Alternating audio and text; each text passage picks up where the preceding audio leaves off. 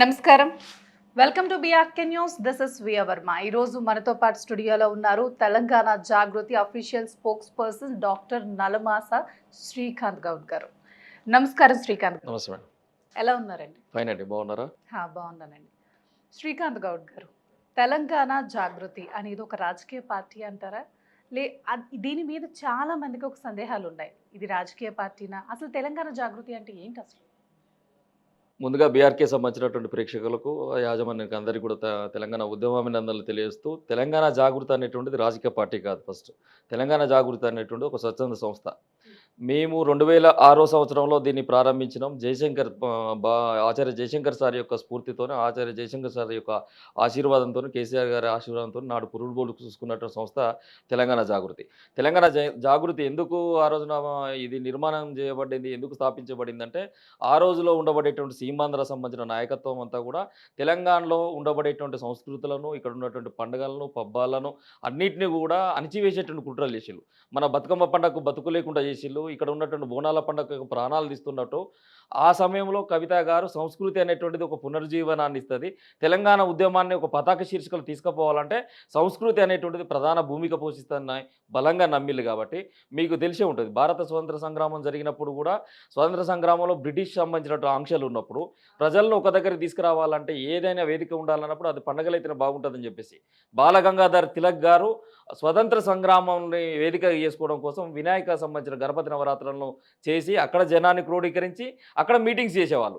అలాగే తెలంగాణ జాగృతి కూడా ఏంటంటే, తెలంగాణ ఉద్యమంలో కవిత గారు ఏ విధంగా దీన్ని బయటికి తీసుకురావాలి, దీన్ని పతాక శీర్షికలు చూపెట్టాలనుకున్నప్పుడు ఈ మహిళా శక్తిని అంతా బతుకమ్మ పేరు మీద క్రోడీకరించేసి తెలంగాణ సంబంధించిన సమాజాన్ని మేల్కొల్పే విధంగా తెలంగాణ స్వరాష్ట్రం అనేటువంటి వస్తే ఎట్లాంటి ఉపయోగం ఉంటుంది, ఎట్లాంటి ప్రయోజనం ఉంటుంది అని చెప్పడం కోసము ఆ రోజున తెలంగాణ జాగృతిని మేము స్థాపించడం జరిగింది. సంస్కృతి సాంప్రదాయాల కోసమే పెట్టారా? ఆ రోజున సంస్కృతి సాంప్రదాయాల కోసం పెట్టిన సంస్థ.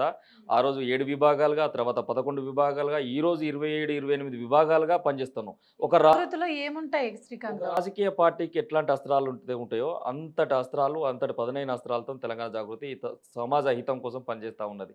మా దాంట్లో విద్యార్థి విభాగం ఉంటుంది, మహిళా విభాగం ఉంటుంది, వైద్య విభాగం ఉంటుంది, పుస్తక విభాగం ఉంటుంది, చివరకు వికలాంగులకు సంబంధించి దివ్యాంగులకు సంబంధించినటువంటి దివ్యాంగుల విభాగం ఒకటి ఉన్నది. ఈరోజు బీసీ సంబంధించిన రిజర్వేషన్ల కోసం కామారెడ్డి డిక్లరేషన్ అమలు చేయాలని చెప్పేసి, కామారెడ్డి డిక్లరేషన్ ఏదైతే కళ్ళబొల్లి కబుర్లు చెప్పినటువంటి కాంగ్రెస్ పార్టీ, ఆ పార్టీ ఇచ్చినటువంటి తప్పుడు వాగ్దానాలను ప్రజలలోకి తీసుకువెళ్ళి బలంగా వినిపించి బీసీలకు ఇస్తున్నటువంటి 42% వాటాను దక్కించడం కోసం కూడా మా జాగృతిలో ఒక విభాగాన్ని పెట్టినాం.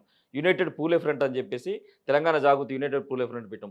ఆ యునైటెడ్ పూలే ఫ్రంట్ ద్వారా 77 కుల సంఘాలను ఏకతాటిపైకి తీసుకొచ్చినాం. ఒక త్రాటిపైకి 77 కులాలు రావడం అనేటువంటి చాలా పెద్ద సమస్యగా ఉండేది. అంటే అట్లాంటి దాన్ని కూడా అధిగమించి ఈ కులాలన్నింటినీ కూడా ఒక గొడుగు మీదకే తీసుకొచ్చేసి ఈరోజు కాంగ్రెస్ పార్టీ పైన, బీజేపీ పార్టీ పైన అలుపెరగని పోరాటం చేస్తున్నటువంటి ధీరవంత కవిత గారు. ఈ తెలంగాణ జాగృతి నుంచి కవిత పోటీ చేసే అవకాశం ఉందంటారా రాజకీయ పార్టీగా మార్చి జాగృతిని? 100%. ఇప్పుడున్నటువంటి రాజకీయ పరిస్థితుల దృష్ట్యా, ప్రస్తుతం ఉన్నటువంటి రాజకీయాల సంబంధించినటువంటిది ఏదైతే బీఆర్ఎస్ పార్టీలో ఒక మహిళా నాయకురాలు పైన అక్రమంగా, అప్రజాస్వామికంగా వాళ్ళు కనీసం ఒక షోకాజ్ నోటీస్ అనేటువంటిది కూడా ఇవ్వకుండా కవిత గారిని ఏకపక్షాన సస్పెండ్ చేసేసిళ్ళు. ఎందుకు సస్పెండ్ చేసిల్లో, వాళ్ళకాడ ఏం రీజన్స్ ఉన్నాయని అనేటువంటిది మాకైతే ఇప్పటివరకు చెప్పింది లేదు. ఒక వివరణ కోరినటువంటి పరిస్థితి కూడా మనకు కనపడలేదు. మీకు తెలుసు, తెలంగాణ సంబంధించిన బొగ్గు కార్మిక సంఘం అని చెప్పేసి ఆ రోజు తెలంగాణ ఉద్యమంలో పెడితే, కేసీఆర్ గారు ఆ రోజున పెడితే, ఆ యొక్క సంఘాన్ని గౌరవాధ్యక్షురాలుగా తను ఉంటూ 10 సంవత్సరాలు కార్మిక వర్గం కోసం పోరాటం చేసినటువంటి కవిత గారిని కార్మిక చట్టాలను కూడా తుంగలో దొక్కి జనరల్ బాడీ మీటింగ్ అనేటువంటిది కూడా కార్మికులతో నిర్వహించకుండా కవిత గారు ఊర్లో లేని సమయంలో దొంగచాటున ఆ రోజున తెలంగాణ భవన్లో మీటింగ్ పెట్టేసి కొప్పులీశ్వర్ గారిని ఈరోజు గౌరవాధ్యక్షురాలుగా చేసిళ్ళు. ఈరోజు మేము ఒక సెక్యులర్ సంబంధించినటువంటి వ్యక్తులము, అన్ని వర్గాల సంబంధించినటువంటి సంక్షేమమే మా ప్రధానమైనటువంటి ఎజెండా అనేటువంటి విధంగా కవిత గారు సుభాష్ చంద్రబోస్ స్థాపించినటువంటి హెచ్ఎంఎస్ లాంటి సంస్థ, ఇంక్విలాబ్ జిందాబాద్ అనేటువంటి నిదానంతో పుట్టినటువంటి సంస్థ, కార్మిక వర్గాలకు కష్టం వస్తే నిలబడేటువంటి సంస్థ హెచ్ఎంఎస్ లాంటి సంస్థ. ఆ సంస్థ ఈరోజు కవిత గారికి సంబంధించినటువంటి రాజకీయ సామర్థ్యాన్ని, లీడర్షిప్ సామర్థ్యాన్ని గుర్తించి ఈరోజు వాళ్ళందరూ కూడా ఏకపక్షాన కవిత గారిని గౌరవాధ్యక్షురాలుగా ఎన్నుకున్నారు. నేనేమడుతున్నా, కవిత గారు చేసిన తప్పేందండి? కవిత గారు ఆ ఇంటి బిడ్డగా, ఆ ఇంట్లో ఆ పార్టీలో జరుగుతున్నటువంటి ప్రజాస్వామ్య విలువలకు విరుద్ధంగా ఏదైతే అంతర్గత ప్రజాస్వామ్యం నశించిపోతుందో ఆ అంతర్గత ప్రజాస్వామ్యం నశించిపోవద్దని చెప్పేసి కవిత గారు ప్రశ్నిస్తే తప్ప, అన్ని వర్గాలకు న్యాయం చేయాలి, సామాజిక తెలంగాణ కోసం మనం పోరాడాలి, అని చెప్పేసి అడిగితే తప్ప ఈరోజు కేసీఆర్ గారు కొంతవరకు మాత్రమే చేరువవుతున్నాడు. కొన్ని వర్గాలకు కూడా చేరువ కావాలి, చేరువ కావకుండా చేస్తున్నటువంటి ద్రోహులు ఉన్నారు. వాళ్ళని బయటికి పంపాలని చెప్పేసి అడిగితే తప్ప ఈరోజు ఏం జరిగింది? తను లేఖ రాస్తే తన తండ్రికి డియర్ డాడీ అని చెప్పేసి లేఖ రాస్తే పార్టీలో కొంతమంది ఇట్లా కోవట్లాగా ఉన్నారు. వాళ్ళందరినీ కూడా మనం ప్రక్షాళన చేసుకొని పార్టీని కొంచెం ముందుకు తీసుకుపోవాలి. ఇది ఒక అరుదైన పార్టీ. ఇది ప్రజల పక్షాన ఉన్నటువంటి ఉద్యమం నుంచి పుట్టినటువంటి పార్టీ అని చెప్పేసి తను కోరుకొని ఆ విషయాలన్నీ కేసీఆర్ గారు చెప్పే ప్రయత్నం చేశారు. లేఖ లీక్ చేసింది ఎవరు? దుర్మార్గంగా ఒక ఆడబిడ్డ మీద కుట్రలు చేసింది ఎవరు?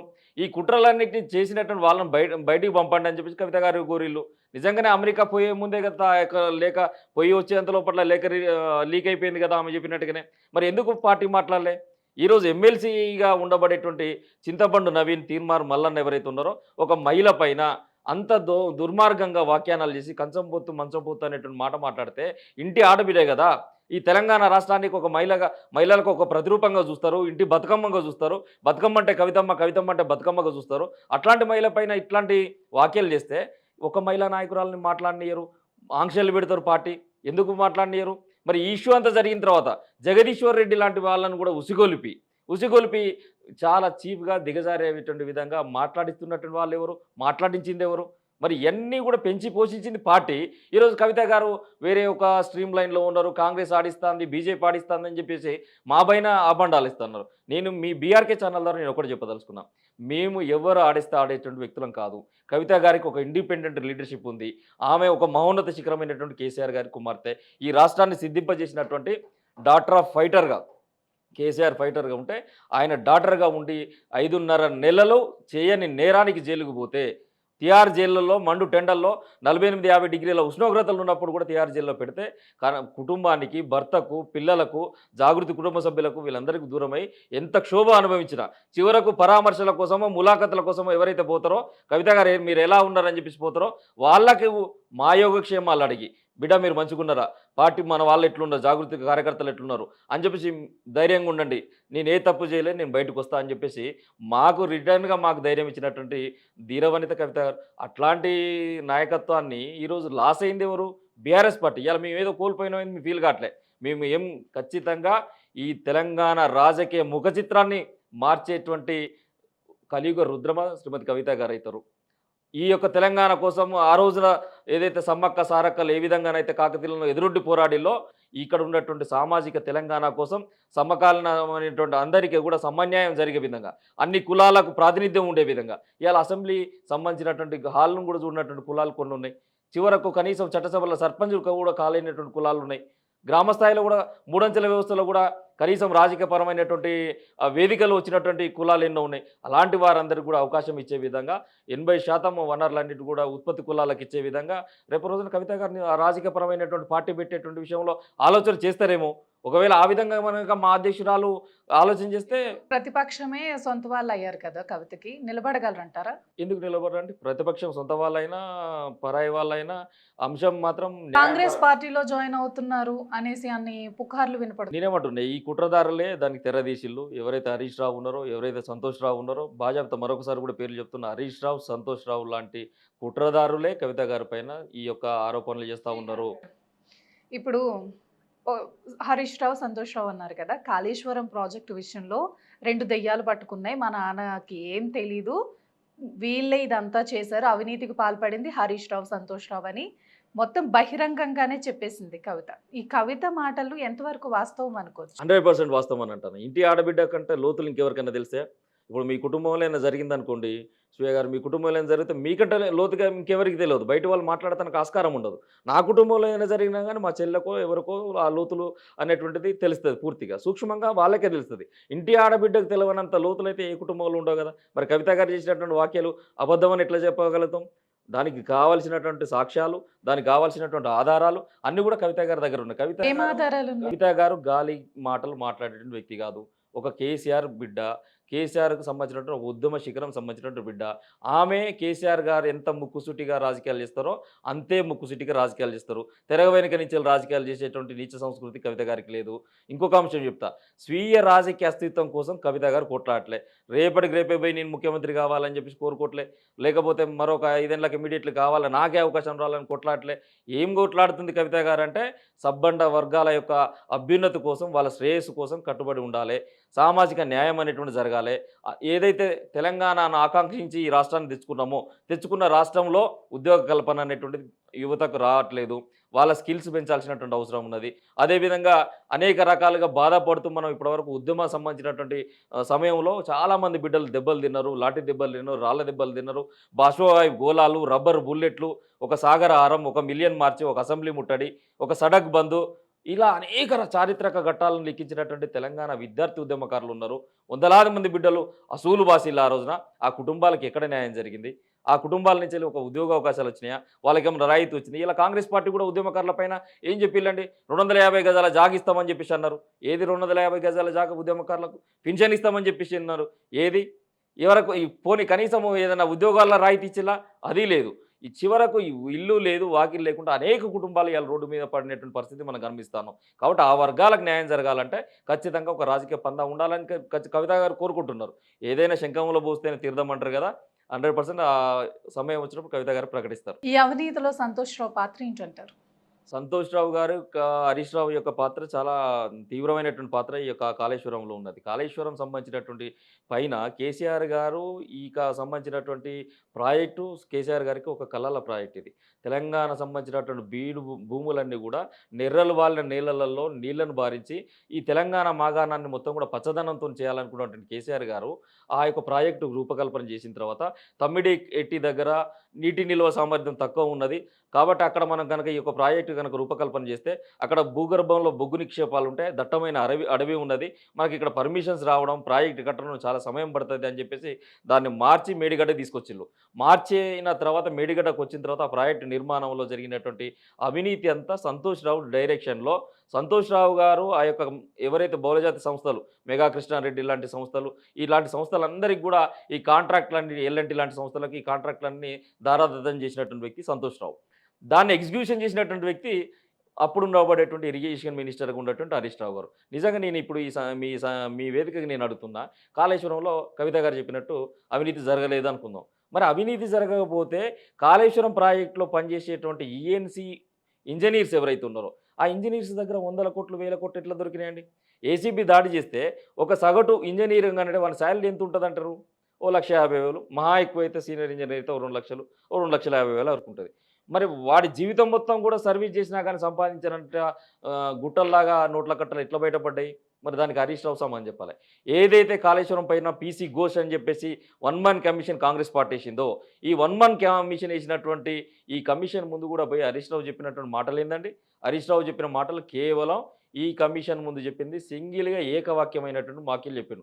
సర్వంతర్యామి కేసీఆర్ గారే. నాకు ఏం సంబంధం లేదు. నేను ఒక ఇరిగేషన్ మంత్రిగా ఏదైతే కేసీఆర్ గారు చెప్పిల్లో అది నేను ఇంప్లిమెంట్ చేసినా అని చెప్పిండు. 655 పేజీల నివేదికలను గనక మీరు క్షుణ్ణంగా చదివితే కేసీఆర్ గారిని ఇరికిచ్చే కుట్ర చేసినటువంటి వ్యక్తే ఈరోజు హరీష్ రావు కదా! మీ ఏదైతే ఎన్టీ రామారావుకు గనక వెన్నుపోటు పొడిచినట్టుగా తెర వెనుక ఉంటూ కేసీఆర్ గారికి వెన్నుపోటు చేసేటువంటి రాజకీయాలు చేస్తున్నటువంటి వ్యక్తి, దాన్ని సహకరిస్తున్నటువంటి వ్యక్తి ఈరోజు సంతోష్ రావు. ఇలా ఒక కాళేశ్వరంలో అవినీతే కాదు, హరీష్ రావు సంబంధించిన అవినీతే కావచ్చు, సంతోష్ రావు సంబంధించిన అవినీతే కావచ్చు, చాలా పరాకాష్ఠకు చేరిందని చెప్పొచ్చు. మేము ఇన్ని రోజులు ఎందుకు మాట్లాడుకుంటున్నాము? అనేక సందర్భాలు ఏంటంటే కుటుంబంని బజారుకి ఇడ్చుకునేటువంటి ప్రయత్నం చేయకూడదు. దాన్ని ఇంట్లోనే మాట్లాడుకోవాలనేటువంటి దాంతోని ఒక గట్టి సహనంతోని ఆమె ఉన్నది. తన పైన విమర్శలొచ్చినా తీసుకున్నది గానీ, తన తండ్రి పైన ఎప్పుడైతే విమర్శలొచ్చినాయో, తన తండ్రికి సీబీఐ సంబంధించిన మరకలు ఎప్పుడైతే అంటించే ప్రయత్నం చేసిందో, అప్పుడు కవిత గారు సాధించలేకపోయింది. ఎందుకంటే అంటే మీరనేది అవినీతి సంతోష్ రావు, హరీష్ రావు చేసి ఆ తప్పు అనేది కేసీఆర్ మీదకి నెట్టేసి 100% అదే అబ్సల్యూట్‌లీ రైట్. ఎందుకంటే ఇరిగేషన్ మంత్రిగా ఉన్న తర్వాత ప్రతి ఫైల్ ఎగ్జిక్యూషన్ అనేటువంటిది ఇరిగేషన్ శాఖ మంత్రులుగా తన టేబుల్ నుంచి దాన్ని ఇంప్లిమెంటేషన్ చేసుకోవచ్చు. కానీ చిన్న పెద్ద ప్రతి ఒక్క సంతకాన్ని కూడా తీసుకుపోయి సీఎం పేజీకే పంపించిండు. తనతో పాటు ఉండబడేటువంటి ఎవరైతే కోరు మంత్రులు మిగతా మంత్రులు ఎవరైతే ఉన్నారో ఆ మంత్రులు ఈయన కన్సర్న్‌లలో ఉన్నటువంటి మంత్రులు కూడా అదే పద్ధతిలో ఫైల్స్ అన్ని కేసీఆర్ గారికి పంపించారు. 2016 సంవత్సరంలోనే వీటన్నిటిని గమనించిన కవిత గారు కేటీఆర్ గారికి సూచన చేసిళ్ళు. అన్న ఈ యొక్క ప్రతి ఒక్క ఫైల్ కూడా తీసుకుపోయి మన నానా టేబుల్ మీదకి తీసుకుపోతున్నారు. సీఎం పేజీకి పంపిస్తున్నారు. ఇది చాలా జాగ్రత్తగా గమనించండి. లేకపోతే ప్రమాదం ఉంటది. వాళ్ళు చేయాల్సిన పని కూడా తీసుకుపోయి అన్నీ కూడా పెద్ద సార్ దగ్గరనే పెడుతున్నారు. దీన్ని గమనించుకోండి అని చెప్పేసి కవిత గారు చెప్పిళ్ళు. ఎప్పుడైనా చిట్ చాట్ గానీ, ఏదైనా ఇంటర్వ్యూ చేయాల్సి వచ్చిన సందర్భం గానీ మీకొస్తే కేటీఆర్ గారిని అడగండి. నిజమేనా 2016లో కవిత గారు మిమ్మల్ని హెచ్చరించిల్లా, మీకు చెప్పిల్లా అని చెప్పేసి అడగండి. చెప్తారు ఈరోజు. ఆ పరిస్థితులు ఈరోజు దాపురించినాయి. నేనేమంటున్నా ఒక కాళేశ్వరంలే కాదు వీళ్ళ అవినీతి. చివరకు సంతోష్ రావు అనేటువంటి వ్యక్తి నేరెళ్ళ సంబంధించినటువంటి దళితులను అక్కడ సిరిసిల్లాలో ఇసుక మైనింగ్‌ను అక్రమంగా తరలిస్తుంటే అక్కడున్న దళితులు అడ్డుకుంటున్నారని చెప్పేసి, ఆ దళితులను సంసారానికి కూడా పనికిరాని విధంగా వాళ్ళ పైన లాఠీ చార్జీలు చేపిచ్చేసి, వాళ్ళని తీసుకుపోయి స్టేషన్‌లలో పెట్టించేసి, కొన్ని నెలల పాటు వాళ్ళని వేధించినటువంటి పరిస్థితులు మనం చూస్తాన్నాం. మరి ఈ రోజు వరకు సంతోష్ రావు మీద ఎందుకు కేసులు లేవు? ఈ రోజు వరకు హరీష్ రావు మీద ఎందుకు కేసులు లేవు? హరీష్ రావు నిర్వహిస్తున్నటువంటి మిల్చీ మిల్క్ అనేటువంటిది ఏదైతే ఉందో ఇది ఎస్సీ, ఎస్టీ సంబంధించినటువంటి హాస్టళ్లలో ఎస్సీ ఎంటర్‌ప్రైనర్స్‌ను ఎంటర్‌టైన్ చేయాలి. బీసీ ఎంటర్‌ప్రైనర్స్‌ని ఎంటర్‌టైన్ చేయాలి. అదేవిధంగా ఎస్టీలో ఎవరైతే ఉంటారో వాళ్ళని ఎంటర్‌టైన్ చేయాలి. కానీ రాజకీయ పరమైనటువంటి ఏదైతే జరిగిందో ఆ అధికార దుర్వినియోగం చేసుకొని, ఆ అధికార దుర్వినియోగంతోని చివరికి ఎస్సీ, ఎస్టీ, బీసీ హాస్టల్‌లో కూడా పాల ఉత్పత్తులు అమ్ముకున్నటువంటి వ్యక్తి హరీష్ రావు గారు. మరి దీనిపైన కేసు చేస్తామని చెప్పేసి అన్నటువంటి రాష్ట్ర ప్రభుత్వం మరి ఎందుకు కేసు చేయలేదు? ఇప్పటివరకు ఒక కేసు నమోదు కాలే. ఎందుకు చేయలేదు హరీష్ రావు మీద? అంటే హరీష్ రావు గారు కాంగ్రెస్‌తోని లోపాయకార ఒప్పందంలో దాగి ఉన్నాడు. సంతోష్ రావు గారు ఏదైతే నేరెళ్ల బాధితులు మొన్న కూడా రీసెంట్ కేసు పెట్టిల్లు. పెడితే మరి ఎందుకు ఇంతవరకు సంతోష్ రావు పైన కేసు చేస్తలేదు ఈ రాష్ట్ర ప్రభుత్వం? అంటే సంతోష్ రావు కూడా కాంగ్రెస్ సంబంధించిన పెద్దలతోనే సత్సంబంధాలు ఉన్నాయి. నవయుగ కంపెనీ అని చెప్పేసి ఒక రియల్టర్ సంబంధించినటువంటి కంపెనీ ఉంటే, ఆ కంపెనీ బెదిరిస్తే ఆ కంపెనీ పోయి పోలీసులకు కంప్లెయింట్ చేస్తే పోలీసులు ఆ కంప్లెయింట్ రిజిస్ట్రేషన్ చేసే ప్రయత్నం చేస్తున్నటువంటి క్రమంలో నవయుగ కంపెనీ పెట్టినటువంటి కేసును ఆపేసి కర్ణాటక సంబంధించినటువంటి ఒక పెద్ద నాయకుడిని తీసుకొచ్చేసి కూర్చోబెట్టుకొని ఆ సెటిల్మెంట్ చేసినటువంటి పరిస్థితి. అంటే ఇవాళ హరీష్ రావు, సంతోష్ రావు ఎవరి చేతిలో ఉన్నారు? కాంగ్రెస్ చేతిలో ఉండి కవిత గారి పైన భిన్నమైనటువంటి అభిప్రాయాలు వాళ్ళ సోషల్ మీడియా ద్వారా కౌరవ దాడి చేస్తున్నారు ఈరోజు కవిత గారి పైన. ఇవన్నీ కూడా నిశ్చితంగా తెలంగాణ ప్రజలు అన్ని గమనిస్తారు. పెద్ద తలకాయకి తెలియదు అంటారా? నేనేమంటున్నా ఒక పద్మ వివాహాన్ని కేసీఆర్ గారి ముందు అల్లిల్లు. ఎటు తేల్చుకోలేనటువంటి పదవి వివాహాన్ని అల్లడంతోని ఇలా సార్ కూడా మౌనంగా ఉన్నారని అనుకుంటున్నా. శ్రీకాంత్ గౌడ్ గారు, ఇప్పుడున్న రాజకీయ పరిస్థితుల్లో తెలంగాణ జాగృతి పార్టీగా మారి నిలబడగలదంటారా? 100% అండి. ఎందుకు మాకేం చరిష్మా తక్కువ? మాకు నాయకత్వం లేదా? మాకు కార్యకర్తలు లేరా? మాకు తెలంగాణ వ్యాప్తంగా అభిమానులు లేరా? కవిత గారు ఒక మాస్ లీడర్. కవిత గారంటే ఏమనుకున్నారంటే కవిత గారు అనేటువంటి వారు ప్రతి ఇంట్లో ఒక బతుకమ్మలాగా, ఒక బొడ్డమ్మలాగా, ఒక గౌరమ్మలాగా ఆమెను కొలుస్తారు. బతుకమ్మ అంటే కవితమ్మ, కవితమ్మ అంటే బతుకమ్మ అనే స్థాయిలో కవిత గారిని కొలుస్తారు. ఈరోజు సంస్కృతులకు ఒక పునర్జీవనాన్ని ఇచ్చినటువంటి ధీరవనిత మా కవిత గారు. కవిత గారు అందరిని కలగలుపుకునేటువంటి స్వభావం ఉంటుంది. మొహంలో ప్రౌడిష్‌నెస్‌ను నింపుకోనో, అహంకారంతోనో కనిపించేటువంటి మొహం కూడా మా అక్కది కాదు కదా! ఎవరినైనా కానీ స్మైల్‌గా నిశితంగా సూక్ష్మంగా గ్రహించేటువంటి శక్తి ఉన్నటువంటి నాయకురాలు. నేను చెప్తున్నా కదా భవిష్యత్తు రాజకీయాలకు ఒక దిక్సూచిగా మారబోతుంది. ఈ తెలంగాణ రాజకీయ ముఖ చిత్రాన్ని సంపూర్ణంగా మార్చేటువంటి విధంగా ముందుకు తీసుకుపోతున్నాం. అది పార్టీగా అయితదా? ఇంకే విధంగా అయిద్దనేటువంటిది కవిత గారు నిర్ణయం తీసుకుంటారు. శ్రీకాంత్ గౌడ్ గారు, ఒక అంశం, బీఆర్ఎస్ నుంచి కవిత బయటకు వచ్చేసిన తర్వాత బీఆర్ఎస్లో ఎవరైనా మద్దతుగా కవిత తరపు నిలబడే వాళ్ళు ఉన్నారంటారా?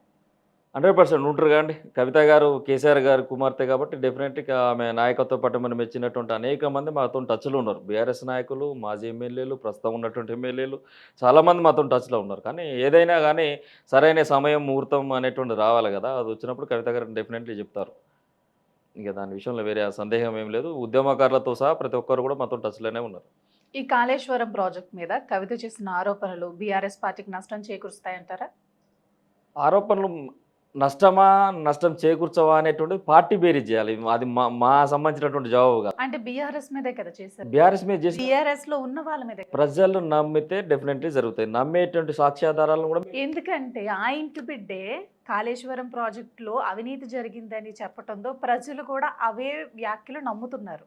ఇప్పుడు అధికారం కట్టబెట్టే ఛాన్స్ ఉందంటారా మళ్ళీ బీఆర్ఎస్కి తెలంగాణ ప్రజలు నిర్ణయిస్తారండి. ఎందుకు చెప్తున్న ఈ విషయాన్ని అంటే కవిత గారు చేసినటువంటి ఆరోపణల్లో నిజం లేదని చెప్పేసి చాలామంది బీఆర్ఎస్ నాయకులు భుజాలు తడుముకుంటూ మా నాయకుడు బలమైన నాయకుడు, మా బలమైన నాయకుని మీద మీరు ఇట్లాంటి ఆరోపణలు చేస్తారా, అట్లనా ఇట్లనా అని చెప్పేసి హరీష్ రావు గారికి మెప్పు పొందడం కోసము, సంతోష్ రావు మెప్పు పొందడం కోసము ఈ చాలామంది నాయకులు మాట్లాడుతున్నారు. నేనేమంటున్నా నిజమే మీ నాయకుడు బలమైన నాయకుడే కావచ్చు, 1,00,000 మెజార్టీ నుంచి ఇలా 80,000 మెజార్టీకి రావచ్చు, ఇంకేదైనా కావచ్చు. నేనేమంటున్నా ఇక్కడ అంటే రావణాసురుడి గురించి మీరు పూర్వం విన్నారు. ఇప్పుడు నవరాత్రి ఉత్సవాలు జరుగుతున్నాయి. రావణాసురుడు అనేటువంటి వ్యక్తి అపార జ్ఞాన సంపన్నుడు, అపారమైనటువంటి వివిధ శాస్త్రాల్లో పట్టున్నటువంటి వ్యక్తి, వేద జ్యోతిష్యాలలో కూడా అనేక రకాలుగా పట్టున్నటువంటి వ్యక్తి, దానికంటే అపారమైనటువంటి శివభక్తి పరుడు.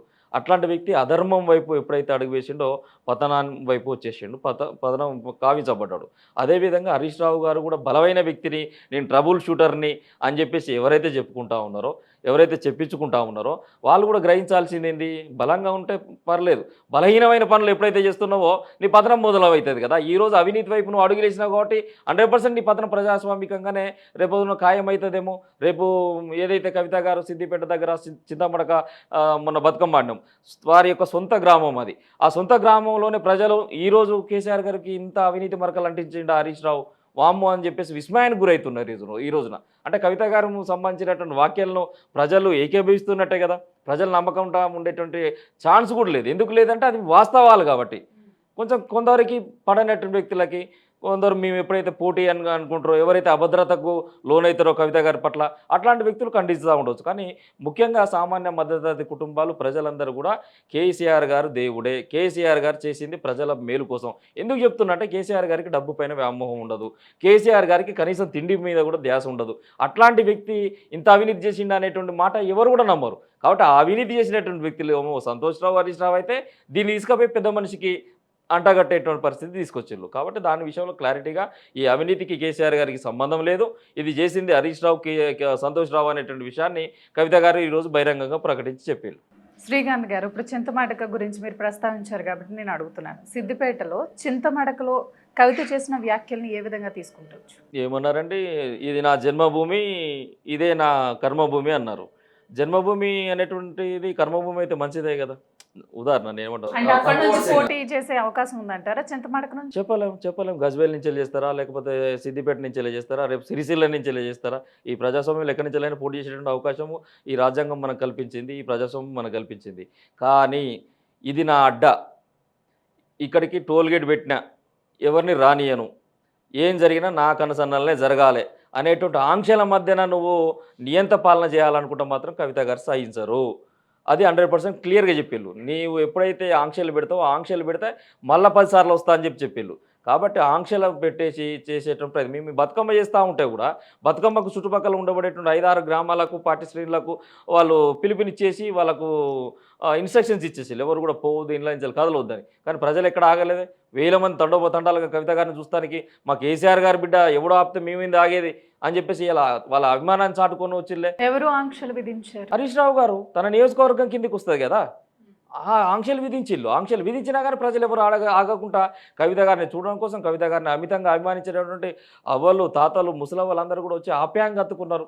వాళ్ళ సంబంధించినటువంటి అప్పుడు ఉన్నటువంటి ఏదైతే మెమోరీస్ ఉన్నాయో ఆ మెమోరీస్ అన్నీ కూడా కవిత గారితో పంచుకున్నారు. చాలా ఆహ్లాదభరితంగా ఉన్నారు. అయినా ఆ సమయంలో ఆ జనాన్ని చూసినటువంటి కవిత గారు వారి యొక్క చిన్ననాటి స్మృతులను, వాళ్ళ నాన్న సంబంధించిన కేసీఆర్ గారి యొక్క స్మృతులను, వీళ్ళన్నిటి వాళ్ళ తాతల స్మృతులను అన్నిటి గుర్తు చేసుకొని కొంత భావోద్వేగానికి గురై ఏం చెప్పి ఒక ఆడపిల్లను ఎప్పుడు కళ్ళ నుంచి నీళ్ళు వస్తే ఒక ఆడపిల్ల కానీ అంటే ఖచ్చితంగా ఆ ఇంటి నుంచి వెళ్ళి పెళ్లి చేసి అప్పగింతలు చేసినప్పుడు ఒక ఆడపిల్లకు బయటికి పంపించినప్పుడు కన్నీళ్ళు వస్తాయి, నేను ఆ పుట్టింటిని వదిలేస్తున్నాను. కానీ కవితకు పలుమార్లు వచ్చే విధంగా ఈ కుటుంబ సభ్యులు చేసిళ్ళు. ఏం జరిగింది, మొన్న నిర్దాక్షిణ్యంగా ఎట్లాంటి వివరణ కోరకుండా కేవలం ప్రశ్నించిన పాపానికి ఆడబిడ్డను ఇంట్లో నుంచి వెళ్ళి పొమ్మని లేక పొగబెట్టినాక బలవంతంగా పంపించేళ్ళు. ఈరోజు తల్లిదండ్రులకు దూరం చేసింది వ్యక్తి ఎవరంటే హరీష్ రావు కదా.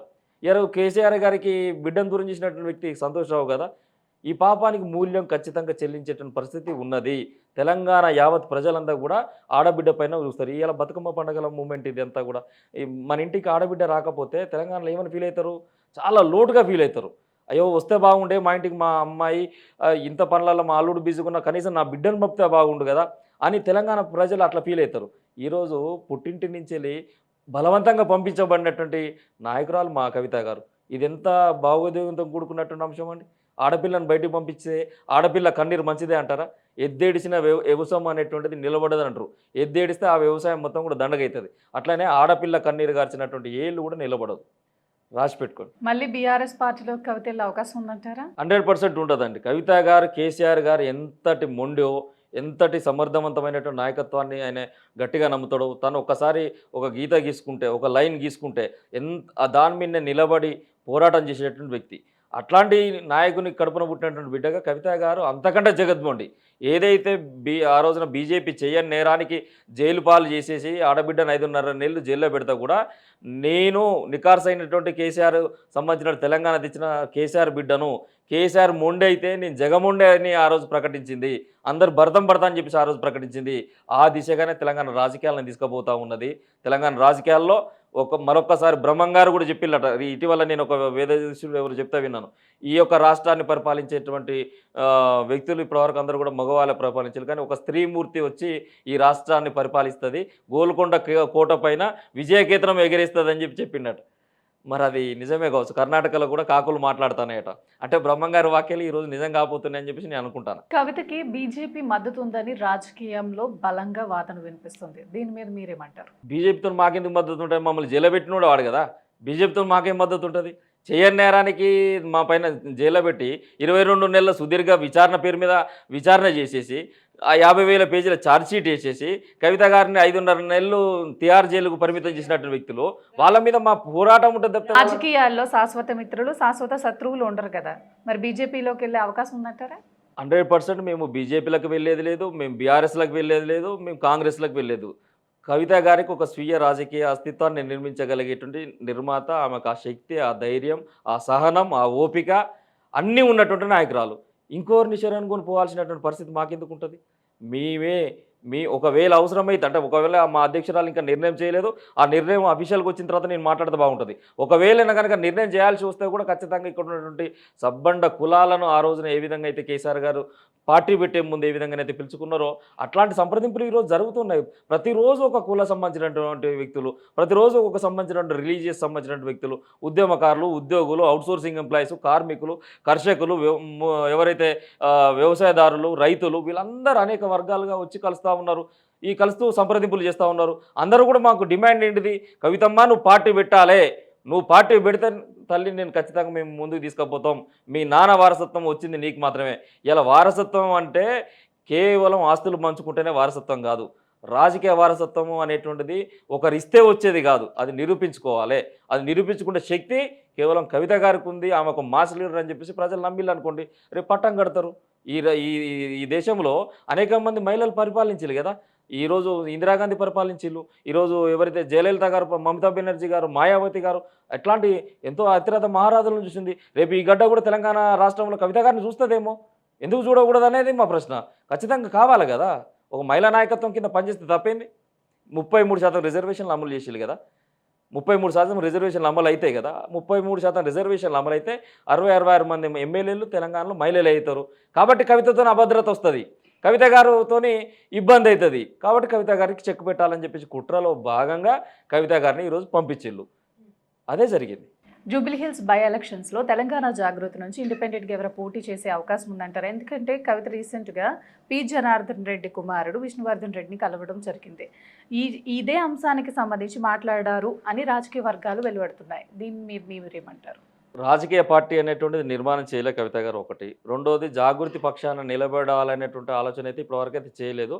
మొన్న విష్ణువర్ధన్ రెడ్డి గారు వచ్చిన తర్వాత కొంతమందిలో కొంత అపోహలు, కొంత అభద్రత ఇవన్నీ వచ్చినాయి. నేనేమంటానా, టీ కప్పులో తుఫాను కవిత అంశము, కవిత అంశాన్ని పట్టించుకోము, బీఆర్ఎస్కి నష్టమే కాదు కవిత అని ఊకదంపుడు ఉపన్యాసాలు ఇస్తున్నట్టు నాయకులందరూ కూడా మీరు ఆలోచన చేయండి.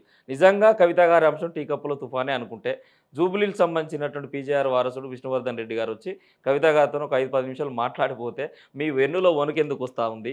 మీరు తనను భవన్కు పిలిపించుకొని విష్ణువర్ధన్ రెడ్డి మావోడే నేను ఈయన నాయకత్వంలో పనిచేస్తా, ఆయన నాయకత్వంలో పనిచేస్తా అని చెప్పేసి మీరు ఎందుకు అనిపించుకున్నారు? ఎందుకు ప్రజలకు తెలియజేసేటువంటి అంటే కవిత గారి పట్ల మీకు ఎట్లాంటి భయం ఉందనేటువంటి ఇక్కడనే అర్థమవుతుంది. కాబట్టి ఏంటంటే కవిత గారు ఒకవేళ జూబ్లీస్ ఎలక్షన్లో జాగృతి పక్షాన ఎవరైనా అభ్యర్థిని పెట్టదలుచుకుంటే బాగా చెప్తే పెట్టి చేస్తారు, రాష్ట్రంగా చేయాల్సిన అవసరం లేదు.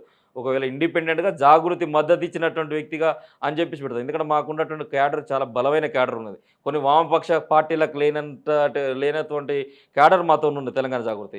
మేము గతంలో జిహెచ్ఎంసీ ఎలక్షన్స్ చేస్తే కూడా డివిజన్ల వారిగా పంచుకొని ఒక్కొక్క డివిజన్కి 100 మంది కార్యకర్తలు పోయి పనిచేస్తాం. సో రేపు రోజున జూబ్లీస్ ఎలక్షన్లో కూడా జాగృతి అట్లా పనిచేస్తుందేమో చెప్పలేము. ఆ నిర్ణయం కవిత గారు ప్రకటిస్తారు. 100% దానిపైన కొంత గ్రౌండ్ వర్క్ కూడా జరుగుతూ ఉన్నది అని అనుకుంటున్నా. నాకు తెలిసిన సమాచారం మేరకు మేబీ అది కవిత గారు ప్రకటిస్తే బాగుంటుంది. రైట్. శ్రీకాంత్ గౌడ్ గారు ధన్యవాదాలండి. Thank you. నమస్కారం.